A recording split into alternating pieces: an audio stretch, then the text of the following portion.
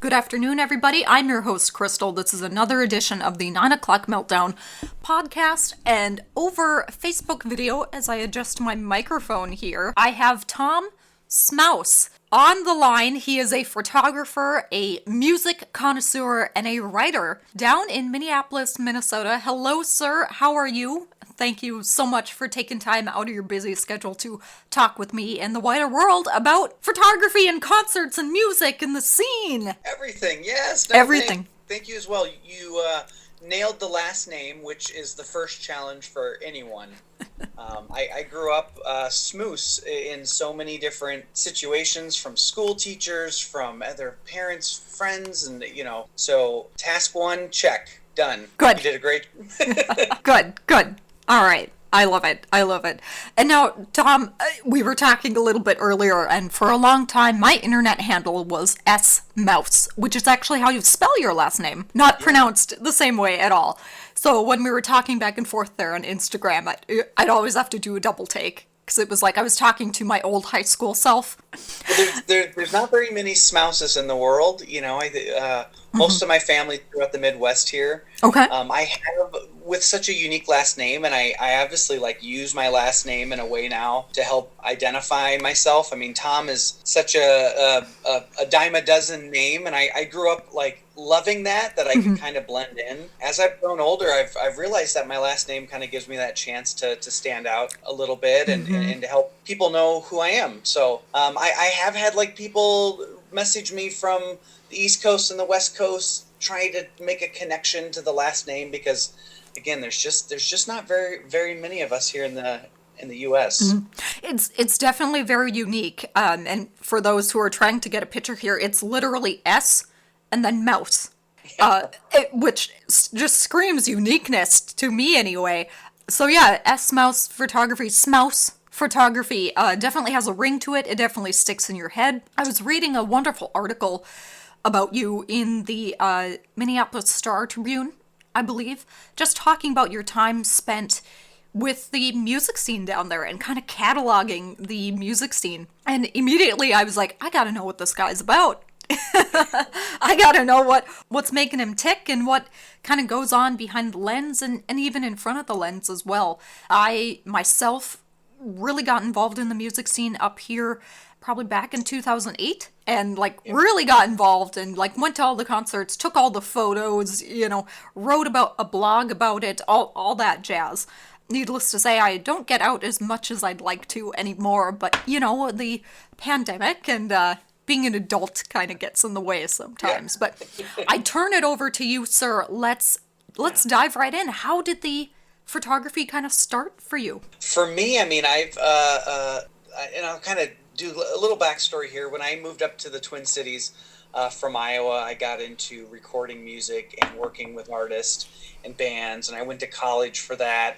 And I did the math where I'm making $2 an hour to record for 400 hours for this band, and I really put a lot into it. But I think that really kind of gave me a knowledge and a view and an appreciation for local artists, just in terms of the time and the passion that they have for their craft. And after doing that and kind of getting burnt out, being freelance and doing that on my own and trying to start a record label and all of the things that are harder to do nowadays with the advent of Napster and live streaming and everything. But I took a step away, and when I came back to Minneapolis after living in Washington for 2 years, I really wanted to get back into supporting the local music scene, just because it had always been kind of a near and dear thing for me, and stumbled across a website called Music in Minnesota, where I started writing reviews for shows. And I really I didn't grow up thinking I wanted to be a photographer.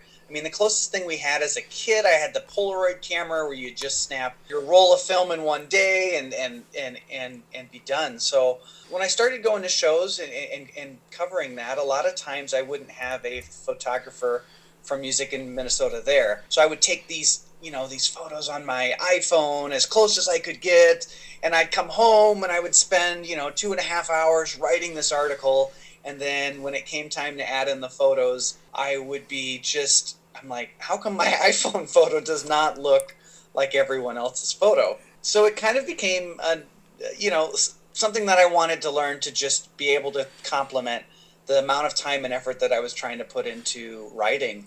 I've had some mentors through music in Minnesota help me pick out the right camera and give me some advice on that.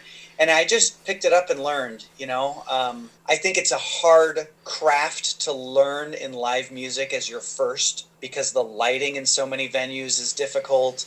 You don't like, you can't tell the artist to pause on stage, so you're constantly like struggling through your settings of the camera, trying to adapt to what's happening live in front of you. And sometimes you only get 3 songs. We do that. Mm-hmm. So yeah, I mean, it was just kind of one of those things that I picked up and dove right in. Nice. So, Tom, you had said you spent some time down in Iowa and then in Washington, D.C. So, kind of what led you to those places? And what led you back? Yeah, I mean, I think I from Iowa up to here, I honestly I hadn't I'd gone to a few shows down there, but I wouldn't say that Iowa has music venues in the true sense of what is up here in the Twin Cities. So I was really drawn to that, getting into the music and witnessing that and being around it in a larger city. And then when I moved out to Washington, it was primarily for a career. I also work in the kind of corporate land of audio visual, and I handle that for events. So when I moved to Washington, it was in pursuit of a career out there. And then obviously when I lived in Seattle, I think that's when I realized I couldn't escape my love of music, because Seattle also has a very cool scene. It's very close knit. There's a community of artists there, and it drew me. I think to falling back in love with being a part of that. So yeah, I mean, and then Seattle, just as much as I loved living in the Pacific Northwest, it never truly felt like home. Mm-hmm. So I ended up moving back to Minneapolis, and so yeah, I mean, it's kind of been a journey back and forth, but I feel at home now again. Mm-hmm. Good. Great to hear. It kind of sounds like it has been a journey for you, and this kind of constant of music throughout the threads of life has kind of kept you going. So it sounds like you are very kind of DIY almost in this kind of photography sense. Yeah. I mean, I think learning how to work in the live music environment with that, it really kind of connected the dots of learning what all goes into covering shows and really talking to artists, because these are all resources that bands need. They're all things that when you're working on it, you may think, well, only 15 people are going to read this, or maybe only 20 people are going to actually look at these photos. But for a band, it's a resource for them to use to build and to develop and grow and get future opportunities. And for me, I quickly learned that it wasn't necessarily about myself in terms of trying to find a large audience or trying to find viewers or numbers and worry about those type of things.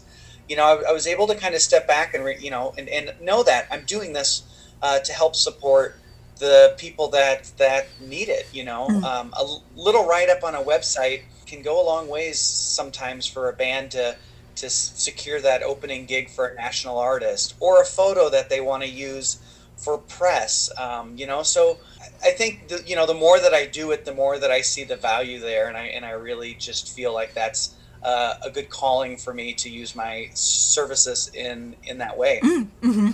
Definitely. And Tom, you and I are kind of alike in that way.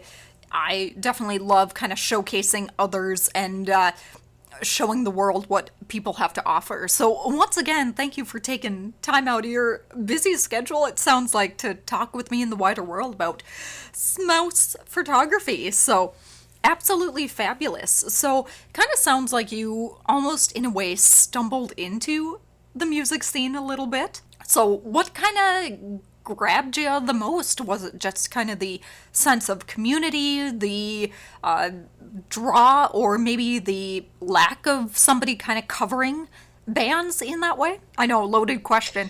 I think it does a lot. Yeah. And I would say, everything that you listed there are all definitely parts that I am attuned to. I like that it's a small feel here in the Twin Cities, that everyone kind of knows each other. The more times you shoot, the more you get to see other people out there doing that. But a big piece of that is the artistic side of it too. I'm a very creative person, and so for me, getting into music and covering that, and working with bands, whether it's promo photos or live show, it's artistically putting my lens onto it, and trying to find a way to express myself through that as well, and to help kind of build that artistic view. With camera stuff in general, I mean, I've taken this, and I've done more portrait stuff with models, and I've done these creative weird ideas with stickers and body paint and all of these other things too. So I mean, Hmm. for me, it's a creative outlet as well for my expression of what I want to put into the world as well. So it kind of sounds like you're spreading your wings a little bit and seeing what else is out there. That's absolutely fabulous. I did look up on your Facebook page when we were trying to connect earlier here, and yes, you've got some wonderful shots of I forget her name right now, and I'm terribly sorry, but yes, you have some beautiful portraits out there. Have you kind of gravitated more towards portrait photography and staged photography now? It's probably 50-50 still for me. I guess the calmness is when I do a portrait thing, I can actually tell someone to pause. And for me, it's a little bit more relaxed environment. It's a little bit more of a collaboration, which is cool. But yeah, I mean, it's still a 50-50 thing for me. And yeah, I mean, it's just, I don't know. At 43, when you say that I'm learning how to spread my wings, it's kind of odd to hear that at my age. But I also feel like, we aren't who we were when we're younger, and we're never that same person. And I feel like throughout my life, I've had to reinvent who I am, and I've had to kind of follow how I develop and follow what I'm drawn to. So yeah, I mean, I feel like at this age, it's kind of my new way to find a new outlet on who I am. Perfect. Wonderful to hear. And yeah, you are never the same person that you were when you were in your 20s. I definitely am not. I'm sure you're not either. And then the people that are the same that were in their 20s, you just kind of look at them and go, huh? Let's jump into. So you're also write as well. Let's jump into that a little bit. Are you writing more for kind of newspapers, blogs? Where are you at with that? Yeah, I've worked with. I'm doing a podcast as well. So I mean, I think all of my little tentacles are out in different spaces. So yeah, I do a lot of blog posts for Music in Minnesota. My work on there in the past has been from covering shows. I did a pandemic portrait photo series where I drove around the Twin Cities and took photos of artists through their windows during the pandemic. And then with Music in Minnesota too, we also did a giant fundraiser to help out some music venues here in the Twin Cities. But yeah, I do a podcast as well with a website called Adventures in Americana. That they focus on like folk, country, Americana type music. And the podcast itself, we're going into living rooms of artists and kind of asking them questions about their environment, and kind of do a behind the lens look at songwriting at their own homes, which has been really cool. And yeah, I'm working on right now I'm working on as odd as it sounds, a fashion series with musicians to talk about stage clothing and their fashions and their styles, and really how that relates to their type of music and genres, and whatever they want to wear to be able to help introduce themselves to fans when they walk out on stage. So I'm working on something in the works for that, and hoping to get that into a monthly magazine as a series. So yeah, I mean, I'm kind of all over the place. Yeah, I'll say. So this podcast, was that your brainchild, or did you kind of cook it up with a couple others? It was brought to my door through Blood Adventures in Americana. Carol and Jacqueline brought that to me because they had listened to an interview that I did with Charlie Parr at Blue Yes, Ox Charlie. Festival, and I had shared the audio to them. But I had written the piece, but I had shared the audio with them, and they were really kind of was wanting to do a podcast, and they thought that I was the right person to be the voice for that, which is humbling to think that I can piece together complete sentences for an hour at a time. But anyways, it was brought to me, and we were kind of brainstorming the idea of the podcast and how we can find a way to set it apart from just a basic studio to studio type thing. And so with my last name, Smouse, and my moniker that we use for that is Smouse in the House, which is a callback to growing up in small town Iowa, and my dad and my mom having a Smouse in the House sign on my childhood home. And I was embarrassed by that sign because everyone knew where I lived. Again, I just wanted to be Tom. I wanted to blend in. And the Smouse in the House sign was one of those things that I could not escape. And anyways, I use that now because to me, it was the Smouse House when we were littler, and I'm using that moniker now in a way to tie into the fact that we're going into the houses of artists and musicians and talking to them. So I would say it was a really good blend between their idea bringing that to me and me kind of working in the angle of my unique last name here. Yeah, perfect. And actually, I was going to ask you about that because that is what you have on that's your Instagram handle, that's your Facebook page. And then, if I'm not mistaken, is that your website as well? My website where all of my photography is displayed is smousehousephotograhy.com. So Okay, all right. I keep a little bit more general there. Well, it's definitely got a ring to it. It's very unique, and it sounds like there's a really awesome backstory as well. So thank you so much for sharing. So you're an author, you're a photographer, you've also dabbled in the corporate world. Do you still dabble in the corporate world, or are you all 100% artist now? I am all over the place. So I still do a full-time job in the kind of corporate AV world. So, with the pandemic, I can do some of that from work from home, which is good. But it helps pay the bills. You probably understand that a lot of these passions don't have a revenue source tied to them. So, when you're talking about art and you're talking about music, it is hard to find those spots where you can say that this is my core job. I still dabble in that. I mean, I think I'm learning how to balance all of these things as well. But yeah, there are some months where it's obviously a lot more chaotic than others. Yes, no, I completely get that, Tom. I've had a day job, I guess you could say, for most of my life, so I totally understand. It's about that balance. And, Yeah. I guess kind of looking at it, and there have been times that I've gone headfirst into the arts and just said, I'm going to try this out, I'm going to make a living at it. But then the paychecks are far and few between, I will say that. Yeah. So it's nice to have that solidness and know that you're going to make that paycheck at the end, and then have this thing that you enjoy doing, and it brings you fulfillment, and it's a really nice balance. And actually, one of my, not to take a tangent here, but one of my kind of coaches and teachers, Justin Powers, who's an actor here, just said, you need to learn to toggle both, because too much of one thing will bog you down, and then too much of the other thing will just become work, and then it's no longer fun. So I've always taken that to heart. So yes, finding that balance is amazing.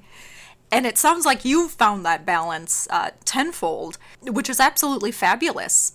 And you had mentioned a little earlier, Tom, that you were into the recording business, making $2 an hour, pelting in a ton of hours there to record music. Can we dive into that a little bit? For sure, yeah, yeah. I mean, I went to the Institute of Production and Recording.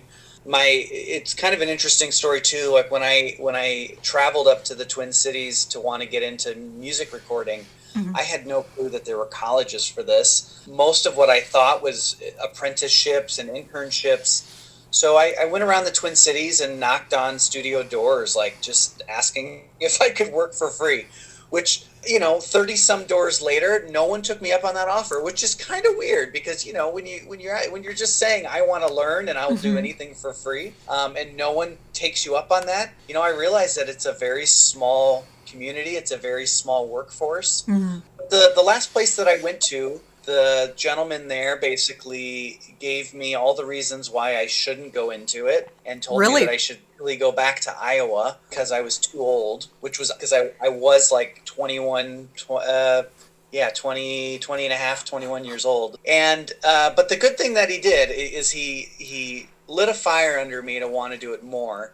And he also told me there's a school opening up around the corner. If you really want to have a chance of making it, you need to go to school. And I went to IPR for 2 years and graduated. And I went into the school not knowing how to do a single thing. And I graduated with knowing how to do more things. But, well, that's good. It took me a while to grow that. You have to do a ton of networking. You have to record a lot of music that you may not be your favorite type of music. And a lot of artists that are also starting out on that same level as you. And, it goes back to that money side of it. There's a lot of times where I would be, I would think, oh, it's $400 to record 3 songs for them.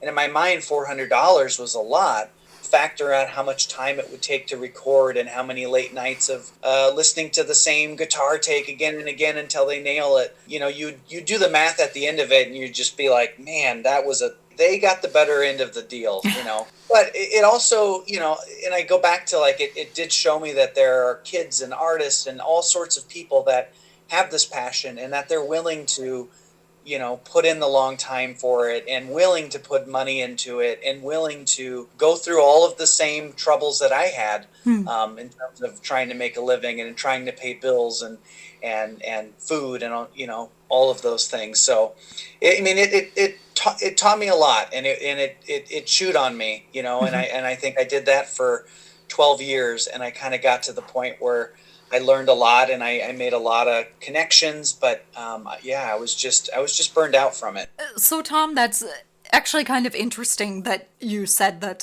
that gentleman basically turned you out, said, don't come back.